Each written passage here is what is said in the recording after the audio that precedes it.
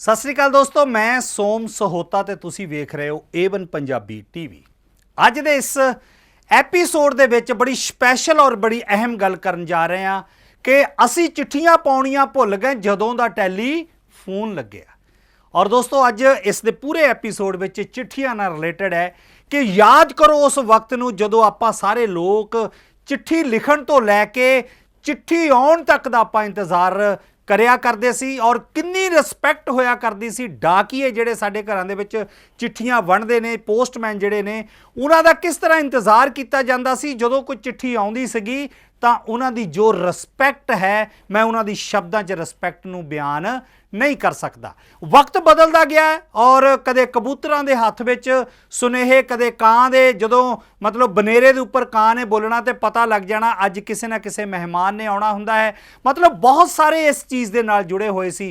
पर अज दोस्तों वक्त की कमी करके असी लोकां दे इन्ने नज़दीक आ चुके हैं कि पल पल की जिहड़ी अपडेट है वो मोबाइलों के जरिए अपने देश की दूजे देशों तक असी शेयर कर सकते हाँ। अपने परिवारक गल्लां बातां, दुख मुसीबतां, खुशियां का इजहार जिहड़ा वो पल पल देशों विदेशों च बैठे जिहड़े नौजवान ने, साडे परिवारक मैंबर ने, उन्हां नाल शेयर कर सकते हैं। पर चिट्ठियां का जिहड़ा युग है वो कितना खूबसूरत होया करदा सी। अज लोकां दे कोल की कारण है कि चिट्ठी लिखण लई भी वक्त नहीं है। अज दे इस एपीसोड दे विच पूरी दे पूरे तुसी उस एस्पैक्ट नूं देखोगे कि असी चिट्ठियां पाउणियां भुल गए जदों दा टैलीफोन लग्गिया।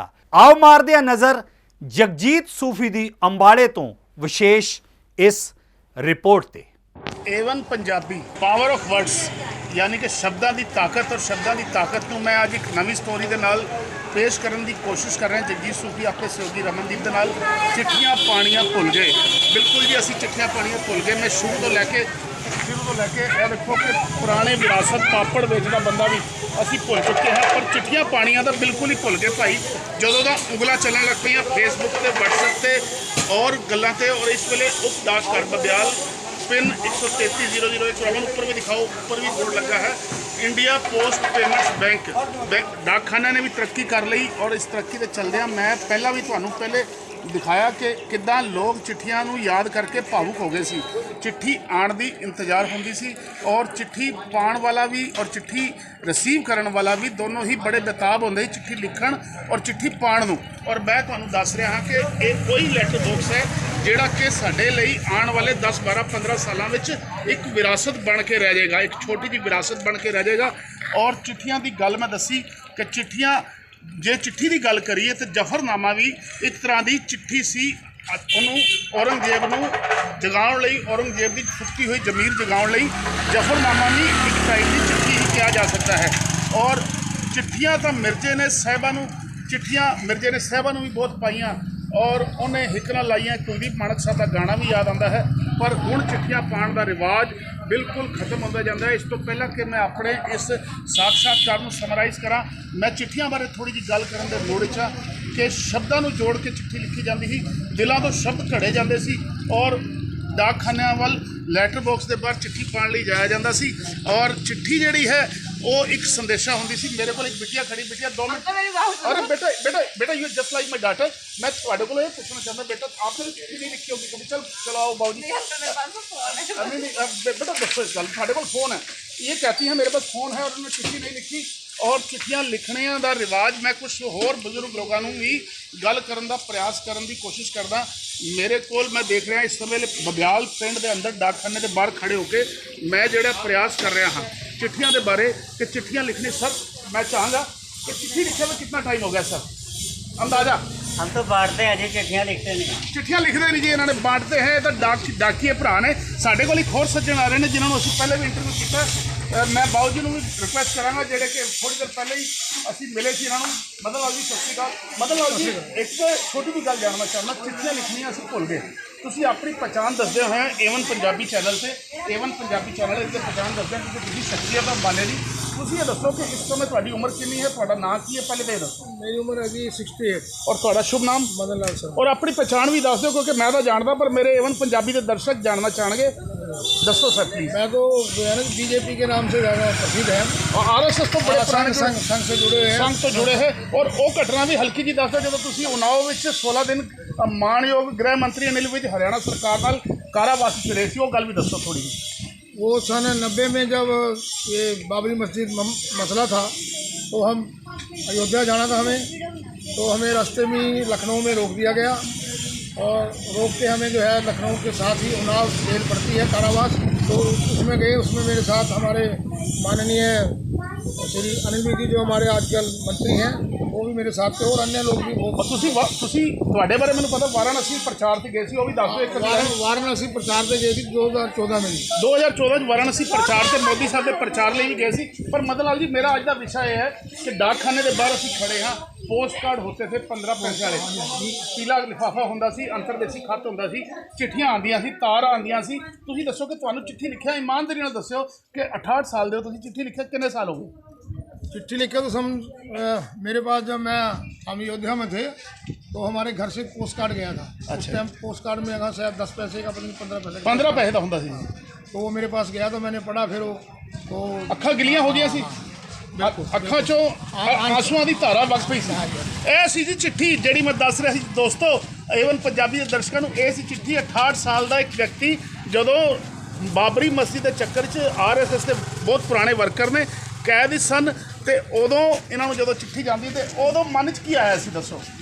तो मन तो ये है कि पता नहीं हूँ वापस जाएंगे या नहीं जाएंगे। चिट्ठी ने ਤੁਹਾਨੂੰ ਨਵਾਜ਼ਤਾ, चिट्ठी ने भावुक करता, चिट्ठियाँ भावुक कर दिंदियां सी। घर वालों की चिट्ठी ऐसी लिखी हुई थी बड़ी, हाँ जी, मतलब कि भावुक होने वाली चिट्ठी थी कि भाई हमारे जो है पापा गए हैं वहाँ, हाँ जी भाई गया हमारा, तो पता नहीं वहाँ से वो अयोध्या से वापस आएंगे नहीं आएंगे क्या होगा। क्योंकि मुलायम की सरकार थी, मुलायम ने कहा था यहाँ पर पंछी भी पर नहीं मार सकता है, तो उस टाइम पर चिट्ठी फिर भी ਤੁਹਾਡੇ ਕੋਲ पहुंच गई। फिर उसके बाद जेल में छुटने के बाद फिर हम अयोध्या गए थे। हाँ जी, दसो जेल अयोध्या भी गए सी। और साडे वीर जी ने कहा सी कि मैं तो डाक वंडदा हाँ, मैं तो वीर जी किद्दां लगदा? पहले बहुत प्यार मिलता ਸੀ डाक वंडण वालियां नूं, अज की माहौल है, की स्थिति है? अभी तो ये है जी कि चिट्ठी आने से पहले लोग पूछना शुरू कर देते हैं मेरे पास मैसेज आ गया, मेरे पास मैसेज आ गया जी। पहले एडवांस टेक्नोलॉजी हो गई जी। हाँ जी। तो कितने साल तो वीर जी डाक सेवा डाक सेवा हो गए 30 साल। 30 साल तो डाक सेवा ने। हुण प्यार नहीं साडे नाल एक होर मित्र ने, थैंक यू जी अच्छी रहना। मैं मित्र को पुछांगा, मोबाइल का टाइम आ गया वीर जी, डिजिटल टाइम आ गया, व्हाट्सएप आ गए, मैसेजेस आ गए, SMS आ गए, इंस्टाग्राम आ गया, पर चिट्ठियाँ खत्म हो गई। चिट्ठियाँ लिखे हुए वीर जी एक अपना अनुभव दसो कि चिट्ठियाँ लिखे हुए कितना टाइम हो गया मेरे वीर में? कम से कम 20 साल हो गए। 20 साल हो गए जी। 20 साल हो गए। उस चिट्ठी की शुरू से लैंग्वेज की होती थी वो दसो मेरे दर्शकों को, मैं तो दसती। हम यहाँ पर राजी खुशी हैं। बिल्कुल बिल्कुल आगे आगे बताओ। राजी खुशी है, आप भी राजी खुशी भगवान से सदा सुख चाहते हैं। ਇਹ ਦੇਖੋ चिट्ठी की गल करते हैं, वीर जी भावुक हो गए ने। अपना नाम और अपनी पहचान भी मेरे दर्शकों को, एवन पंजाबी दे मेरे तो तुसी मित्र हो, पर एवन पंजाबी दे दर्शकों को दसो कि चिट्ठी आने का कितना इंतजार रहिंदा सी एक बंदे नूं चिट्ठी पाने तो बाद, और किहदी सास की चिट्ठी आने ते खुश होंदे सी या साली साहिबा की चिट्ठी आने ते खुश होंदे सी? रिलेशन में किसी की भी चिट्ठी आ जाए बहुत ही फिक्र रहता था। फिक्र रहता था बंदा ठीक भी है कि नहीं है, इन्होंने फिक्र रहता है बंदा ठीक भी है कि नहीं है। जब मिलिट्री के जवान को चिट्ठी लिखते थे, जब रिप्लाई नहीं आता था तो टेंशन होती थी घर वालों को। वाह वाह कैसी भावुक गल करती, वाह वाह कैसी भावुक गल करती इन्होंने। मदन जी तुसीं साथ दो, इन्होंने बड़ी भावुक गल की। मैं 2-3 मिनट 4 मिनट हो लाँगा। कहते जो किसी फौजी वीर की, साडे परिवार के फौजी वीर की चिट्ठी नहीं आती सी, साडे दिल की धड़कन वध जाती सी। मदन लाल जी ऐसा तुहाडे परिवार की कोई ना कोई दूर पार का ही रिश्तेदार फौज च रहा होना, जो वो चिट्ठी नहीं आती सी तो मदन लाल जी उस उम्र की दिल के टीस उठती सी, की दर्द उठता सी? बहुत दर्द उठता सी उस टाइम कोई मान लो कोई टेलीग्राम आ गई हैगी, रात ले टेलीग्राम में डर जाते डर जाते पता नहीं क्या आ गया। हाँ ये देखो ये भाई साहब भी अनपढ़ है, ये भाई साहब अनुभव दस रहे टेलीग्राम आने की चाहे खुशी की होवे, पर तार का डर इन्ना होंदा ही टेलीग्राम का। तार तो तार है जी, और होंदे भी 2 या 4 अखर सी ओहदे च। बिल्कुल बिल्कुल। और एक मदन लाल जी तुहानूं भी याद होना सर, तुहानूं भी मैं इत्थे 4-5 मिनट की इंटरव्यू समाप्त करने की कोशिश करांगा। टेलीफोन एक महल्ले च होंदा सी, हाँ पीपी कॉल आती सी, पर्टिकुलर परसन कॉल आती सी। तुसी दोनों जने, तुसी दोनों इस शहर के प्रसिद्ध हस्तियां हो।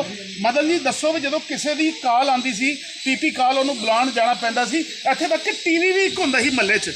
35-35 40-40 बच्चे देखते सी। मैं पुराने 20-25 साल पिछे की गल कर रहा, 30 साल पिछे की। उस जमाने जो फोन कॉल आती सी किसी के घर और बुलाया जाता सी बंदे नूं, कितना खुशी होंदी सी।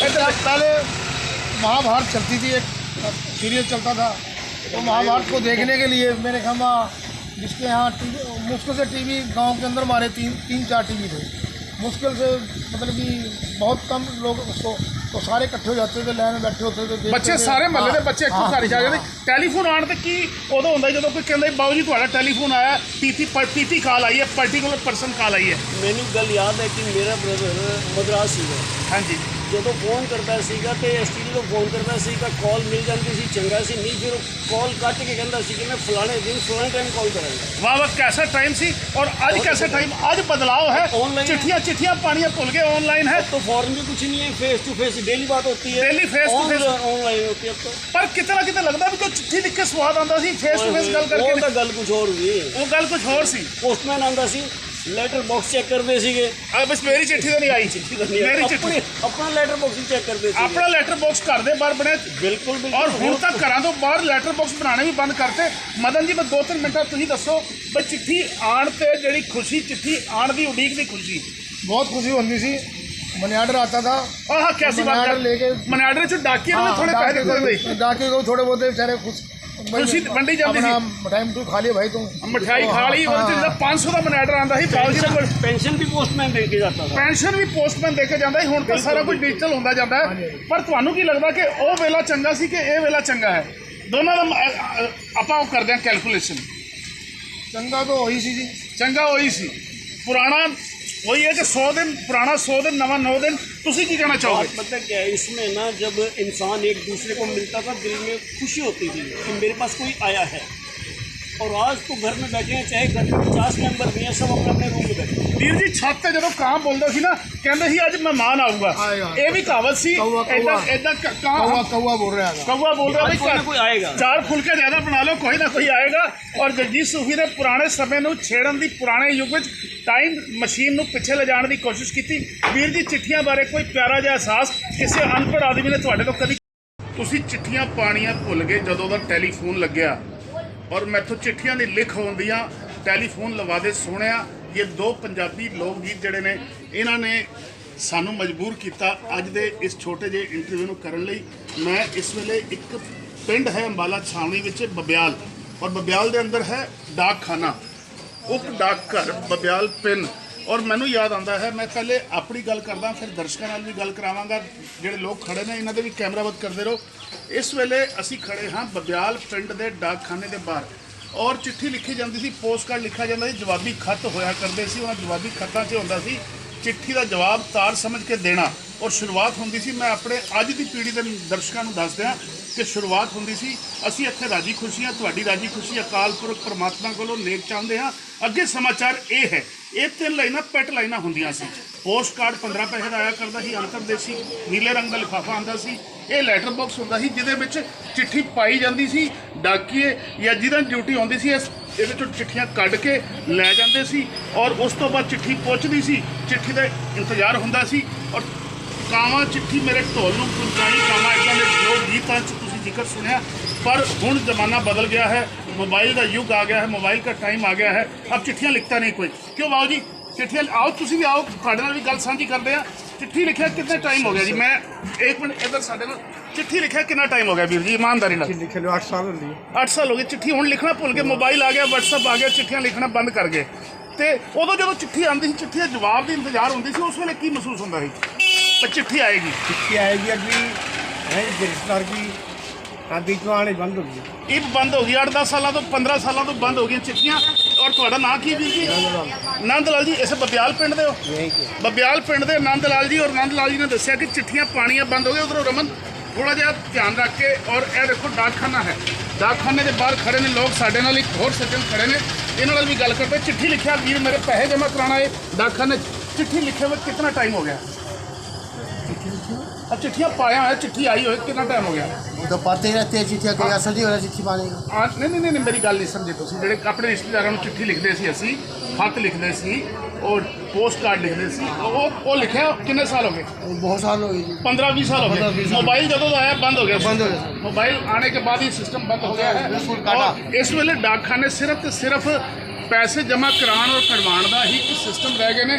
ਸਾਡੇ ਨਾਲ ਇੱਥੇ ਭੈਣਾਂ ਵੀ ਖੜੀਆਂ ਨੇ, ਇਹਨਾਂ ਦੇ ਅੰਦਰ ਵੀ। ਸਤਿ ਸ਼੍ਰੀ ਅਕਾਲ ਦੀਦੀ, ਮੈਂ ਜਾਣਨਾ ਚਾਹਾਂਗਾ ਚਿੱਠੀ ਲਿਖਿਆ ਭੈਣ ਮੇਰੀ ਕਿੰਨਾ ਟਾਈਮ ਹੋ ਗਿਆ? ਲੰਬਾ ਟਾਈਮ ਹੋ ਗਿਆ। ਹਾਂਜੀ बहुत साल हो ਪਹਿਲੇ ਜਦੋਂ ਪੇਕਿਆਂ ਤੋਂ ਚਿੱਠੀ ਆਉਂਦੀ ਸੀ ਕਿਦਾਂ ਦਾ ਲੱਗਦਾ ਸੀ? ਵੀ ਪੇਕਿਆਂ ਤੋਂ ਚਿੱਠੀ ਮੰਮੀ ਡੈਡੀ की तरफ से चिट्ठी आई है तब कैसे लगता? 86 तक लिखी है, उसके बाद नहीं लिखी। 86 ਤੋਂ ਬਾਅਦ ਲਿਖੀ ਹੈ। ਜਦੋਂ ਮੰਮੀ ਡੈਡੀ ਦੀ ਚਿੱਠੀ ਆਉਂਦੀ ਸੀ, ਮੰਮੀ ਜਦੋਂ ਮਾਵਾਂ ਦੇਖੋ, ਮਾਵਾਂ ਠੰਡੀਆਂ ਛਾਵਾਂ ਹੁੰਦੀਆਂ ਨੇ, ਮਾਵਾਂ ਦੀ ਜਦੋਂ ਚਿੱਠੀ ਆਉਂਦੀ ਸੀ ਉਦੋਂ ਮੇਰੀ ਭੈਣ ਨੂੰ ਕੀ ਮਹਿਸੂਸ ਹੁੰਦਾ ਸੀ ਕਿ ਮੇਰੇ ਵੀਰ ਦੀ ਚਿੱਠੀ ਆਈ ਹੈ, ਮੇਰੇ ਭੈਣ ਦੀ ਚਿੱਠੀ ਆਈ ਹੈ, ਮੇਰੀ ਮਾਂ ਦੀ ਚਿੱਠੀ ਆਈ? ਉਹਦੇ ਬਾਰੇ ਕਿੰਨਾ ਮਿੱਠਾ ਅਹਿਸਾਸ ਹੁੰਦਾ ਸੀ, ਦੱਸੋ ਜਰਾ। चिट्ठियों में सब कुछ लिखा होता था। ਹੁਣ ਗੱਲ ਨਹੀਂ ਬਣਦੀ ਮੋਬਾਈਲ 'ਤੇ, ਹੁਣ ਮੋਬਾਈਲ 'ਤੇ ਗੱਲ ਨਹੀਂ ਬਣਦੀ, ਚਿੱਠੀਆਂ ਦੇ ਸੁੱਖ ਲਿਖਿਆ ਹੁੰਦਾ ਸੀ। ਸਾਡੇ ਨਾਲ ਇੱਕ ਹੋਰ ਬਜ਼ੁਰਗ ਮਾਤਾ ਜੀ ਨੇ। ਮਾਤਾ ਜੀ ਪੈਰੀ ਪੈਣਾ, ਸਤਿ ਸ਼੍ਰੀ ਅਕਾਲ ਜੀ। ਇਹ ਮਾਤਾ ਜੀ ਸ਼ਾਇਦ ਥਕਾਵਟ ਦੇ ਕਰਕੇ ਪਰੇਸ਼ਾਨ ਨੇ, ਔਰ ਇੱਧਰ ਲੋਕ ਜਿਹੜੇ ਨੇ ਸਿਰਫ ਡਾਕਖਾਨੇ ਦਾ ਇਸਤੇਮਾਲ ਜਮ੍ਹਾਂ ਕਰਾਉਣ ਲਈ चिट्ठियाँ लिखनियाँ भुल गए, चिट्ठियाँ लिखनियाँ भुल चुके हैं लोग, और खतों किताबत लिखनी भुल चुके हैं। और बड़े विनम्र भाव से, सर एक्सक्यूज मी, मैं विनम्र भाव से पंडित जी आपसे जानना चाहूँगा, चिट्ठी लिखे में कितना टाइम हो गया आपको? 10 साल करीब हो गए। ऊंचा आवाज में थोड़ा सा। 10 साल एवन पंजाबी थे। पंडित जी आपका शुभ नाम? प्रकाश चौबे जी। 10 साल हो गए चिट्ठी लिखे हुए। जब चिट्ठी आती थी घर से कैसा महसूस होता था? अच्छा, अब बात करके छोटी बात होती है और बात खत्म हो जाती है। पंडित चौबे जी बता रहे हैं ये। पंडित जी कोई अनुभव बताइए। एक जवाबी खत होता था पोस्ट कार्ड के साथ, आपको याद होगा, उसके बारे में ये होता था भाई चिट्ठी का जवाब तार समझ के देना, ये लिखा जाता था। तो उन पलों को याद करते हुए क्या याद कर रहे हैं आप चिट्ठी लिखने के बारे में? के साथ चेंजिंग बहुत आ गई है। समय के साथ चेंजिंग बहुत आ गई है। अब तो व्हाट्सएप का ज़माना आ गया है और मोबाइल का ज़माना आ गया। ये लोग हैं और ये बहनें जो है पैसे जमा कराने के लिए यहाँ खड़ी हैं, और कुछ लोग यहाँ पर खड़े हैं। बाबू जी एक और हमारे साथ जुड़े, नमस्कार। अच्छा नहीं, ये करते जी करे जी, मेरा मन नहीं है क्योंकि चिट्ठी लिखते ही नहीं है। और चिट्ठियाँ लिखना एक परंपरा होती थी, एक कला होती सी। चिट्ठियाँ नहीं चिट्ठिए हंजुआ ना लिखिए, ऐसा गीत भी आया सी एक हरभजन मान का। इस वेले मैं डाक घर बबियाल पिन कोड भी होंदा सी 133 005 और पिन कोड भी होया करते सन, और लैटर बॉक्स चिट्ठी पाई जाती। एक बार फिर तो लैटर बॉक्स दिखा रहा। बेशक अज बेटी बचाओ बेटी पढ़ाओ के नारे नूं अगे वधाउण लई इत्थे लिखा गया। आधार ATM कार्ड भी बनते हैं, इंडियन पेमेंट भी होंदियां ने, एडवांस टैक्नोलॉजी भी होगी, डिजिटल इंडिया भी हो गया। पर मेरा भारत अज भी जोड़े पुराने मेरी उम्र के हम उम्र लोग ने, वो लोग चिट्ठी लिखण नूं बहुत ही अहमियत देंदे हुंदे सी। और मैं देख रहा कि इत्थे हुण सिर्फ मैं बड़े अदब के नाल, पंडित जी थोड़ा जिहा रस्ता देना, मैं चाहांगा कि डाकखाने के कर्मचारियों नाल भी असी बड़े इज्जत और विनम्र भाव नाल आपां गल करदे हां। एवन पंजाबी लई मैं दिखा रहा हाँ, और यह देखो तुसी एवन पंजाबी लई डाकखाने का इंडिया पेमेंट बैंक है, बैंकिंग सर्विसेज है, भारतीय डाक जीवन बीमा निगम है। सर मैं चाहूँगा रमन जी सर नमस्कार। सर कैसा, मैं एवन पंजाबी का तुहाडा स्वागत करदा। अपना शुभ नाम दसो तो सर पोस्ट दसदा दसो। एक टाइम सी कि चिट्ठियां लिखिया जांदियां सी और हंजुआं नाल भी लिखिया जांदियां सी, यादां परोईयां जांदियां सी। पर अज ना तो पोस्ट कार्ड ना अंतरदेशी तुहाडे कोल ते हैगे ने, पर लोग नहीं लैके जांदे। की महसूस हुंदा तुहानूं? बिल्कुल, सरकार ने तो देखो सब चीज़ें प्रोवाइड की हुई हैं। आज की डेट में बंदा चाहे पोस्ट कार्ड लेना है, कोई इंग्लैंड लेना है, पर हम लोग लेंदे नहीं है ना जी।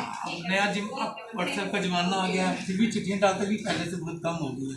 बहुत फिर कम भी हो हमारा गई। डिपार्टमेंट तो फिर भी चाहता है कि सेवा के लिए तैयार रहता है पब्लिक। अगर सब डालें, सब हमारे से लेके जाएं और चिट्ठी डालें तो प्रॉपर मिलती है। सर मुझे याद आता है, मैंने याद आता है हिंदी विचकार मैं बोल रहा डाकिया डाक लाया, खुशी का पैगाम लाया। डाकिए जोड़े ने तुहाडे डिपार्टमेंट उन्नी ने कि घट गए कि उन्होंने कितने होर एडजस्ट कर दिता गया? नहीं, वो जो रिटायर हो रहे हैं वो तो थोड़े कम हो ही रहे हैं। बाकी तो भर्ती होती है थोड़ी बहुत, हाँ जी, और पहले से तो थोड़े कम हो रही हैं। ਤੇ ਪੋਸਟ ਕਾਰਡ ਦੇ ਨਾਲ ਇੱਕ ਨੀਲਾ ਲਿਫਾਫਾ ਆਂਦਾ ਸੀ ਅੰਤਰਦੇਸ਼, ਔਰ ਇੱਕ ਪੀਲਾ ਲਿਫਾਫਾ ਆਂਦਾ ਸੀ। ਤੁਹਾਨੂੰ ਵੀ ਯਾਦ ਹੋਣਾ ਔਰ ਮੇਰੇ ਦਰਸ਼ਕਾਂ ਨੂੰ ਵੀ ਯਾਦ ਹੋਣਾ ਕਿ ਨੀਲਾ ਪੀਲਾ ਔਰ ਪੋਸਟ ਕਾਰਡ ਆਇਆ ਕਰਦੇ ਸੀ। ਪਰ ਸਰ ਜਦੋਂ ਤੁਹਾਨੂੰ ਚਿੱਠੀ ਆਂਦੀ, ਜਦੋਂ ਛੋਟੇ ਹੁੰਦੇ ਤੁਸੀਂ, ਉਦੋਂ ਚਿੱਠੀ ਆਂਦੀ ਸੀ, चिट्ठी पढ़ के की महसूस होता ਸੀ, की खुशी आती थी मन में? पहले ऐसा था ये मोबाइल का ज़माना नहीं था, तो चिट्ठी की वेट होती थी। कोई किसी के बाहर से कोई रिश्तेदार है, लेटर आती थी तो इंतजार होती थी कि हमारे पास चिट्ठी आए। तो कुछ साधन नहीं था, तो इसलिए चिट्ठी की वेट होती थी। डाकिया एक ऐसा करैक्टर होंदा सी, मैंने याद है जी कि डाकिया एक ऐसा करैक्टर होंदा सी जिन्हों ਅਸੀਂ ਦੂਰੋਂ ਦੇਖਦੇ ਸੀ ਕਿ ਯਾਰ 8:35 ਹੋ ਗਏ, 9:40 ਹੋ ਗਏ, 9:30 ਹੋ ਗਏ, ਡਾਕੀਆ ਹਾਲੀ ਚਿੱਠੀ ਲੈ ਕੇ ਆਇਆ ਨਹੀਂ, ਚਿੱਠੀ ਦਾ ਇੰਤਜ਼ਾਰ ਹੁੰਦਾ ਸੀ। ਤੁਸੀਂ ਵੀ ਚਿੱਠੀ ਲਿਖਦੇ ਸੀ ਕਿਸੇ ਟਾਈਮ 'ਚ? बिल्कुल जी, बिल्कुल, कभी लिखते थे, हम भी लिखते ਔਰ ਸ਼ੁਰੂਆਤ ਦੀ ਇੱਕ ਲਾਈਨ ਹੁੰਦੀ ਤੁਹਾਨੂੰ ਯਾਦ ਹੋਣਾ, ਹਾਂ। ਅਸੀਂ ਇੱਥੇ ਰਾਜੀ ਖੁਸ਼ੀ ਹਾਂ, ਤੁਹਾਡੀ ਰਾਜੀ ਖੁਸ਼ੀ ਪਰਮਾਤਮਾ ਤੋਂ ਨੇਕ ਚਾਹੁੰਦੇ ਹਾਂ। ਇਹਨਾਂ ਗੱਲਾਂ ਦੇ ਨਾਲ ਚਿੱਠੀ ਲਿਖਣ ਦਾ ਅਹਿਸਾਸ ਯਾਦ ਕਰਦੇ ਕਿੰਨੇ ਸਾਲ ਚਿੱਠੀਆਂ ਲਿਖੀਆਂ ਔਰ ਕਿੰਨੇ ਸਾਲ ਤੋਂ ਨਹੀਂ ਲਿਖੀਆਂ। बहुत टाइम हो गया अंदाजन वो 5-7 साल हो गए चिट्ठी चिट्ठी लिखी नहीं जी मोबाइल ਤੇ WhatsApp ਤੇ ਸਰ ਮੋਬਾਈਲ WhatsApp ਤੇ ਚੈਟਿੰਗ ਤੇ ਸਾਰਾ ਕੰਮ ਚੱਲ ਜਾਂਦਾ ਹੈ ਔਰ ਇਹ ਸਟੋਰੀ ਜਿਹੜੀ ਹੈ ਬੜੀ ਭਾਵੁਕ ਦੀ ਸਟੋਰੀ ਹੈ ਚਿੱਠੀਆਂ ਦੀ ਚਿੱਠੀ ਹੈ ਹੰਝੂਆਂ ਨਾਲ ਲਿਖੀ ਹੈ ਔਰ ਮੇਰੇ ਨਾਲ ਮੈਂ ਵਿਦ ਡਿਊ ਰਿਸਪੈਕਟ ਮੈਡਮ ਨਾਲ ਮੈਂ 2 ਮਿੰਟ ਗੱਲ ਕਰਨਾ ਚਾਹਾਂਗਾ ਅਰੇ ਮੈਡਮ ਚਿੱਠੀ ਦੇ ਬਾਰੇ ਵਿੱਚ ਬਾਤ ਕਰਨੀ ਭੈਣ ਮੇਰੀ ਅਸੀਂ ਤਾਂ ਬਿਲਕੁਲ ਫੈਮਿਲੀ ਦੇ ਲੋਕ ਆ ਮੈਂ ਵੀ ਤੁਹਾਡਾ ਭਰਾ कॉल लगाना ਹਾਂ ਸਰ ਪਲੀਜ਼ ਤੁਸੀਂ ਇਹ ਦੱਸੋ ਕਿ ਚਿੱਠੀ ਲਿਖਿਆ ਕਿੰਨਾ ਟਾਈਮ ਹੋ ਗਿਆ ਚਿੱਠੀ ਆਇਆ ਕਿੰਨਾ ਟਾਈਮ ਹੋ ਗਿਆ एक्चुअली मैंने 97 में लिखी थी, उसके बाद नहीं लिखी। ਕਿਹਨੂੰ ਲਿਖੀ ਸੀ ਪੇਕਿਆਂ ਨੂੰ ਕਿ ਸੋਹਰਿਆਂ ਨੂੰ मायके में फादर मायके को फादर को लिखी थी पर जब चिट्ठी आती थी भैन मेरी चिट्ठी आती सी उदों की खुशी होती जो मम्मी की चिट्ठी खास तौर पर आती सी अखां गिलियां हो जांदियां सी हाँ जी, बड़ा अच्छा लगता है पढ़ के। उस टाइम अखां गिलियां हो होती थी कि हाँ लेटर आया, उसको पढ़ के बड़ा अच्छा लगता था। अच्छा दीदी एक छोटी जी गल होर जानना चाहांगा सिर्फ 2 मिनट लांगा तुहाडे स्टैंप कलैक्शन का भी लोगों को शौक होंदा है हाँ जी। ते सर कोलों भी मैं जानना चाहांगा स्टैंप्स आंदियां ने तुहाडे कोल लोग ਜਿਹੜੇ स्टैंप कलैक्ट करते हैं वो लैके जाते हैं स्टैंप्स सर नहीं नहीं लैके अब जाते नहीं लिखे ਹੁਣ ਨਹੀਂ ਲੈ ਕੇ ਜਾਂਦੇ ਘਟ ਗਈ ਉਹ ਸ਼ੌਂਕ ਵੀ ਘਟ ਗਿਆ ਜੀ अभी फिलहाल ਉਹ ਸ਼ੌਂਕ ਵੀ ਘਟ ਗਿਆ ਸਟੈਂਪ ਕਲੈਕਸ਼ਨ ਦਾ ਸ਼ੌਂਕ ਵੀ ਘਟ ਗਿਆ ਥੈਂਕ ਯੂ ਦੀਦੀ ਸਰ ਤੁਸੀਂ ਦੱਸੋ ਸਟੈਂਪ ਕਲੈਕਟਰ ਜਿਹੜੇ ਹੈ ਉਹ ਲੋग अब वो लेने आते हैं जो बच्चे स्कूल में जब टीचर कहते हैं ना कि स्टैम्प्स का बारे में लिफाफा लाओ टिकट्स लाओ तो वो सिर्फ वो बच्चे ज़्यादा लेने के आते हैं कलेक्शन के लिए कि भाई वो स्कूल में दिखानी 1 रुपये की टिकट है प्रोजेक्ट बनाते हैं बच्चे ਮੈਂ ਇੱਕ उसके लिए ਮਿੰਟ ਇੱਕ ਮਿੰਟ ਦੀਦੀ ਕੋਲ ਦੀਦੀ ਤੁਸੀਂ ਕੁਝ ਕਹਿ ਰਹੇ ਸੀ ਇਹ ਕੁਝ ਕਹਿ ਰਹੇ ਨੇ ਭੈਣ ਜੀ ਸਾਡੇ ਹੁਣ ਚਿੱਠੀਆਂ ਲਿਖਣੀਆਂ ਤਾਂ ਭੁੱਲ ਗਏ ਨਾਲ ਹੀ ਟਿਕਟਾਂ ਕਲੈਕਟ ਕਰਨੀਆਂ ਵੀ ਲੋਕਾਂ ਨੇ ਬੰਦ ਕਰਤੀਆਂ ਦੀਦੀ ਬੱਚੇ ਲੈਣ ਆਉਂਦੇ ਨੇ ਤੁਸੀਂ ਕੁਝ ਕਹਿ ਰਹੇ हाँ ਸੀ जी सर, स्कूल के बच्चे लेने के लिए आते हैं क्योंकि टीचर्स उनको प्रोजेक्ट देते हैं बनाने के लिए, तो वो ही लेने आते हैं वो। ਦੀਦੀ ਤੁਹਾਨੂੰ ਯਾਦ ਹੋਣਾ ਪਿੰਡਾਂ 'ਚ ਜਿਹੜਾ ਬੰਦਾ ਪੜ੍ਹਿਆ ਲਿਖਿਆ ਨਹੀਂ ਹੁੰਦਾ ਸੀ ਉਹ ਕਿਸੇ ਦੂਜੇ ਬੰਦੇ ਕੋਲ ਚਿੱਠੀ ਲਿਖਵਾਉਂਦਾ ਸੀ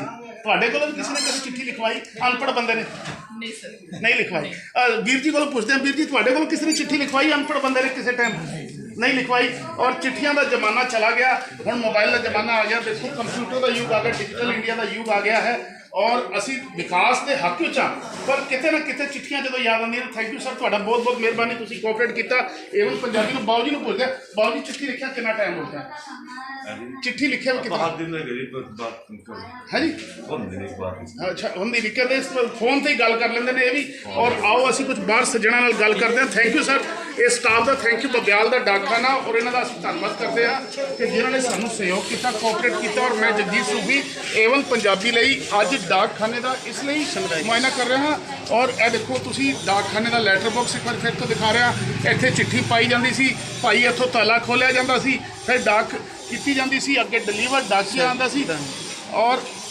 ਜੀ ਔਰ ਮੈਂ ਦਿਖਾ ਰਿਹਾ ਹਾਂ ਤੁਹਾਨੂੰ ਇਸ ਵੇਲੇ ਬਬਿਆਲ ਦਾ ਉਹ ਡਾਕਖਾਨਾ ਚਿੱਠੀਆਂ ਲਿਖਣੀਆਂ ਭੁੱਲ ਚੁੱਕੇ ਨੇ ਲੋਕ ਮੋਬਾਈਲ ਦਾ ਇੰਟਰਨੈਟ ਦਾ WhatsApp ਦਾ ਯੁੱਗ ਆ ਚੁੱਕਾ ਹੈ ਔਰ ਮੈਂ ਇੱਕ ਵਾਰ ਫਿਰ ਤੋਂ ਏਵਨ ਪੰਜਾਬੀ ਲਈ ਜਗਜੀਤ ਸੂਫੀ ਰਮਨਦੀਪ ਦੇ ਨਾਲ ਅਸੀਂ ਕੋਸ਼ਿਸ਼ ਕੀਤੀ ਇੱਕ ਤਾਰ ਹੁੰਦੀ ਸੀ ਟੈਲੀਗ੍ਰਾਮ ਆਉਂਦੀ ਸੀ 1 ਜਾਂ 1.5 ਲਾਈਨ ਸ਼ਾਰਟ ਹੈਂਡ ਰਾਈਟਿੰਗ ਵਿੱਚ ਲਿਖਿਆ ਜਾਂਦਾ ਸੀ ਮੈਂ ਦਰਸ਼ਕਾਂ ਨੂੰ ਇਹ ਦੱਸਣਾ ਚਾਹੁੰਦਾ ਹਾਂ ਮੇਰੀ ਉਮਰ ਦੇ ਦਰਸ਼ਕਾਂ ਨੂੰ ਔਰ ਮੇਰੇ ਤੋਂ ਵਡੇਰੀ ਉਮਰ ਦੇ ਦਰਸ਼ਕਾਂ ਨੂੰ ਮੈਂ ਦੱਸਣਾ ਚਾਹੁੰਦਾ ਹਾਂ ਕਿ ਇੱਕ ਟੈਲੀਗ੍ਰਾਮ ਵੀ ਹੋਇਆ ਕਰਦੀ ਤਾਰ ਘਰ ਹੋਇਆ ਕਰਦੀ ਸੀ ਬਕਾਇਦਾ ਉਹਦੇ ਤੇ 3 ਜਾਂ 4 ਜਾਂ 6 ਵਰਡ ਲਿਖੇ ਜਾਂਦੇ ਸੀ ਇਸ ਵੇਲੇ ਅਸੀਂ ਅੱਜ ਇੱਕ ਪ੍ਰਯਾਸ ਕੀਤਾ ਡਾਕ ਘਰ ਦਾ ਇੱਕ ਅਵਲੋਕਨ ਕਰਨ ਦਾ ਇੱਕ ਪੜਤਾਲ ਕਰਨ ਦਾ ਤੇ ਦੋਸਤੋ ਕਦੇ ਕਦੇ ਚਿੱਠੀ ਲਿਖ ਲਿਆ ਕਰੋ ਮਨ ਦੀਆਂ ਗੱਲਾਂ चिट्ठी राही जो कह सकते हो फोन WhatsApp मैसेज नाल नहीं कही जा सकदियां इन्हां कामनामां दे नाल मैं जगजीत सूफी दे रहा हाँ बाणी नूं विराम एक छोटी जी स्टोरी दे नाल कि असी चिट्ठियां पाणियां भुल गए जदों दा टैलीफोन लग्या और पोस्ट कार्ड भुल चुके हैं पीले कार्ड भुल चुके हैं अंतरदेशी खत भुल चुके हैं तारा भी नहीं आंदियां हुण और एक जमाना मैनूं होर याद आंदा जो टैलीफोन होंदा सी मैं अपने सहयोगी रमनदीप का 2 मिनट होर टाइम लाँगा कि एक टैलीफोन होंदा सी घरां 'च पूरे महल्ले 'च टैलीफोन होंदा सी और PP कॉल आंदी सी पर्टिकुलर परसन किया जाता सी उन्होंने पर्टिकुलर परसन बुलाया जाता सी और जिदा जिदा विकास होंदा गया सारिया पुरानिया जिहड़ियां गल्लां सी वो आपां भुलदे गए और अगे वधदे गए और अगाह वाधू सोच नूं अगे रख के मैं जगजीत सूफी दे रहा हाँ बाणी नूं विराम ਏਵਨ ਪੰਜਾਬੀ ਲਈ एक छोटी जी स्टोरी ਸੋ ਦੋਸਤੋ ਤੁਹਾਨੂੰ ਸਾਡਾ ਇਹ ਐਪੀਸੋਡ ਕਿਸ ਤਰ੍ਹਾਂ ਲੱਗਾ ਫੀਡਬੈਕ ਦੇਣੀ ਅੰਤ ਵਿੱਚ ਤੁਸੀਂ ਜੁੜੇ ਰਹੋ ਏਵਨ ਪੰਜਾਬੀ ਟੀਵੀ ਦੇ ਨਾਲ ਮੈਨੂੰ ਦਿਓ ਇਜਾਜ਼ਤ ਸਤਿ ਸ੍ਰੀ ਅਕਾਲ ਮੌਜੂਦਾ ਹਾਲਾਤਾਂ ਤੇ ਨਜ਼ਰ ਮਾਰੀਏ ਤਾਂ ਇਨਸਾਨ ਤਰ੍ਹਾਂ ਦੀਆਂ ਬਿਮਾਰੀਆਂ ਨਾਲ ਜੂਝ ਰਿਹਾ ਹੈ ਇਨਸਾਨ ਬਿਮਾਰੀਆਂ ਤੋਂ ਛੁਟਕਾਰਾ ਪਾਉਣ ਲਈ ਤਰ੍ਹਾਂ ਦੇ ਉਪਰਾਲੇ ਵੀ ਕਰਦਾ ਹੈ ਔਰ ਜਿਵੇਂ ਤੁਹਾਡੇ ਦੁੱਖਾਂ ਨੂੰ ਮੱਦੇਨਜ਼ਰ ਰੱਖਦੇ ਹੋਏ ਇਸ ਤੋਂ ਪਹਿਲਾਂ ਫੀਰ ਲੀਫ ਆਇਲ ਤਿਆਰ ਕੀਤਾ ਗਿਆ ਜਿਸ ਦੁਆਰਾ 125 ਬਿਮਾਰੀਆਂ ਦਾ ਇਲਾਜ ਕੀਤਾ ਗਿਆ ਤੇ ਹੁਣ ਇੱਕ ਹੋਰ ਪ੍ਰੋਡਕਟ ਤੁਹਾਨੂੰ ਦੁੱਖਾਂ ਤੋਂ ਨਿਜਾਤ ਦਿਵਾਉਣ ਲਈ ਹਾਜ਼ਰ ਹੈ ਫੀਰ ਲੀਫ ਪਾਵਰ ਜਿਸ ਦੇ ਨਾਲ ਤਰ੍ਹਾਂ ਦੀਆਂ ਕਮਜ਼ੋਰੀਆਂ ਨੂੰ ਦੂਰ ਕੀਤਾ ਜਾ ਸਕਦਾ ਹੈ, ਜਿਵੇਂ ਮਰਦਾਨਾ ਕਮਜ਼ੋਰੀ, ਅੰਤੜੀਆਂ ਦੀ ਸੋਜਿਸ਼, ਪਿਸ਼ਾਬ ਵਿੱਚ ਜਲਣ, ਦਿਲ ਦੀ ਕਮਜ਼ੋਰੀ, ਖੂਨ ਦੀ ਕਮੀ ਅਤੇ ਦਿਮਾਗ ਨੂੰ ਤੇਜ਼ ਕਰਦਾ ਹੈ। ਅਲੱਗ-ਅਲੱਗ ਲੈਬੋਰਟਰੀਆਂ ਤੋਂ ਆਯੁਰਵੈਦਿਕ ਮਾਹਰਾਂ ਦੁਆਰਾ ਟੈਸਟ ਹੋ ਕੇ ਆਪ ਸਭ ਦੇ ਰੂਬਰੂ ਹੈ, ਔਰ ਜਿਸ ਦੇ ਵਿੱਚ ਕਈ ਤਰ੍ਹਾਂ ਦੀਆਂ ਆਯੁਰਵੈਦਿਕ ਜੜੀਆਂ ਬੂਟੀਆਂ ਅਤੇ ਕਈ ਤਰ੍ਹਾਂ ਦੇ ਭਸਮ ਮਿਲਾ ਕੇ ਤਿਆਰ ਕੀਤਾ ਗਿਆ ਹੈ। ਉਹ ਨੌਜਵਾਨਾਂ ਲਈ ਬੜਾ ਵਰਦਾਨ ਸਿੱਧ ਹੋ ਰਿਹਾ ਹੈ ਜੋ ਨੌਜਵਾਨ ਮਰਦਾਨਾ ਕਮਜ਼ੋਰੀ ਨਾਲ ਜੂਝ ਰਹੇ ਨੇ। ਉਹ ਹੁਣ ਫੀ ਰਿਲੀਫ ਪਾਵਰ ਦਾ ਇਸਤੇਮਾਲ ਕਰਨ ਤੋਂ ਬਾਅਦ ਦੁਬਾਰਾ ਖੋਈ ਹੋਈ ਮਰਦਾਨਾ ਤਾਕਤ ਨੂੰ ਹਾਸਲ ਕਰ ਸਕਦੇ ਨੇ। ਇਹ ਮੈਡੀਸਨ 100% ਆਯੁਰਵੈਦਿਕ ਹੈ, ਇਸ ਦਾ ਕੋਈ ਵੀ ਸਾਈਡ ਇਫੈਕਟ ਨਹੀਂ ਹੈ। ਤੁਸੀਂ ਵਧੇਰੇ ਜਾਣਕਾਰੀ ਲਈ ਸੰਪਰਕ ਕਰ ਸਕਦੇ ਹੋ 94 784 84087।